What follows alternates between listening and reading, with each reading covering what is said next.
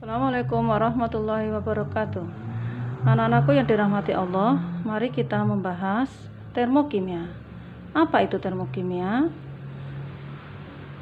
Suatu reaksi kimia yang disertai perubahan kalor atau energi akan dibahas pada bab ini, yaitu bab termokimia. Termo panas, kimia yaitu bidang kimia yang membahas tentang kalor atau panas, ya. Kalor itu termasuk sebagai energi. Reaksi kimia yang disertai dengan perubahan kalor atau energi ada dua jenis, yaitu reaksi eksoterm dan endoterm. Kalor atau energi ini dalam bidang kimia dirumuskan sebagai perubahan entalpi atau delta H, ya. Jadi perubahan entalpi disimbolkan dengan tanda delta H dengan satuan kilojoule per mol. Kalau untuk 1 mol. Kalau lebih dari 1 mol nanti tidak disertakan per molnya, ya. Nah, bagaimana cara menentukan perubahan entalpi ini? Yaitu bisa ditentukan dari yang pertama adalah dengan cara eksperimen atau kalorimetri, yaitu proses pengukuran menggunakan alat namanya kalorimeter. Kemudian yang kedua yaitu dengan cara penerapan dari hukum Hess. Kemudian yang ketiga adalah dari data energi ikatan, energi ikat. Kemudian yang berikutnya adalah dari data perubahan entalpi pembentukan standar. Nah, insya Allah nanti akan kita bahas satu persatu bagaimana menentukan harga delta H dari secara kalorimetri, dari hukum Hess, dari data energi ikat, dan dari data delta HF0. Nah, suatu reaksi kimia yang dituliskan dalam persamaan reaksi yang disebut dengan persamaan reaksi termokimia nanti akan kita cantumkan harga delta H-nya. Seperti contoh berikut, ya. Gas hidrogen bereaksi dengan gas oksigen menghasilkan H2O liquid, berarti maksudnya adalah menghasilkan air. Dengan, nah di sini ada perubahan entalpinya tandanya min, berarti dia maksudnya adalah melepaskan kalor atau melepaskan panas. Nah, karena melepaskan kalor atau panas nanti dia digolongkan sebagai reaksi eksoterm. Nah, untuk penulisannya tolong diperhatikan anak-anak seperti ini. Ini yang ruas kiri kita sebut dengan reaktan, ya. Tolong diingat, ruas kiri disebut reaktan, ruas kanan disebut produk. Jika di sebelahnya produk nanti dikasih spasi baru delta H, jadi delta H-nya dipisah. Kemudian tandanya min, berarti dia masuk ke reaksi eksoterm. Tapi bisa juga dituliskan seperti ini anak-anak, perhatikan. Kemudian ini harga entalpinya begini. Saya tuliskan plus. Nah, jadi ini entalpinya ini dianggap sebagai bagian dari produk, ya. Tolong diingat, kalau digabung tandanya plus, kalau dipisah tandanya min, termasuk reaksi eksoterm. Demikian juga untuk reaksi endoterm, berarti yang menerima panas, nanti jika dipisah seperti ini dia tandanya plus, kalau digabung seperti ini nanti diberi tanda min untuk harga entalpinya, ya. Itu adalah variasi penulisan. Sekarang kita membahas bagaimana perbedaan reaksi eksoterm dan reaksi endoterm.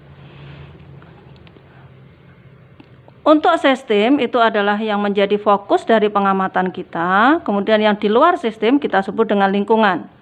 Jika sistem itu mengeluarkan panas, ya, maka disebut sebagai reaksi eksoterm.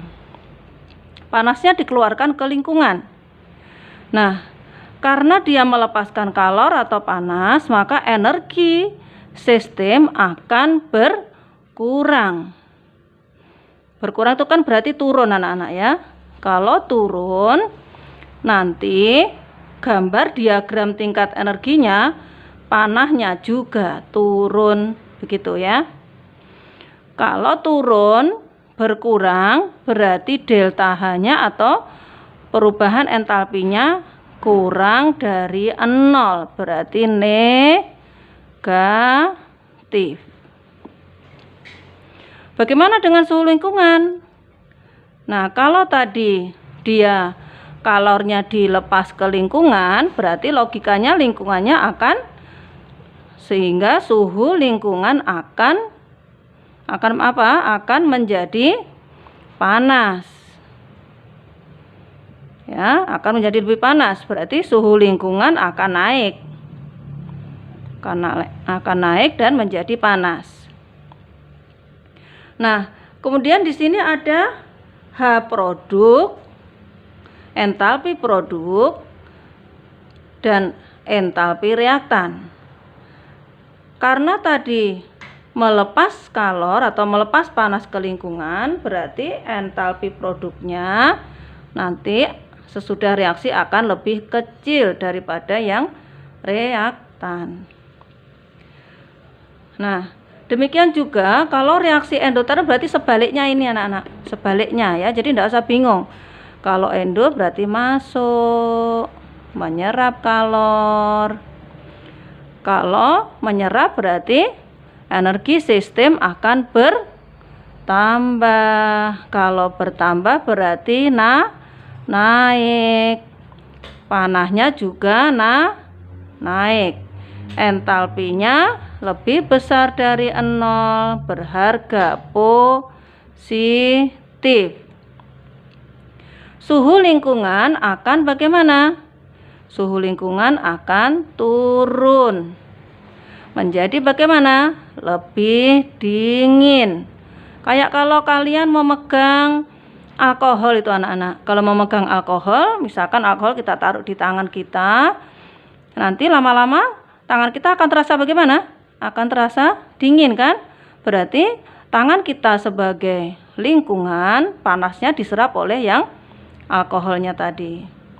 Sehingga H produk lebih besar ya. Nah, tolong diingat untuk diagram tingkat energi, ini tadi karena turun ya, tolong diingat yang dipanah selalu produk, ini juga produk. Kalau ini diagram tingkat energinya yang ke atas ini adalah entalpi, yang dipanah itu selalu produk karena tadi produknya lebih kecil toh, lebih kecil berarti kan dia di bawah. Berarti yang atas siapa? Yaitu reaktan. Berarti di sini adalah H produk, yang di sini adalah H reaktan. Demikian juga yang ini. Kalau yang dipanah tadi produk kan lebih besar. Berarti di sini H produk, ini yang bawah adalah H reaktan ya. Maka untuk reaksi eksoterm tadi tanda panahnya bagaimana? Nah, kapal turun ya. Oh, eksoterm yang sebelah sini. Maaf, untuk yang eksoterm tanda panahnya turun.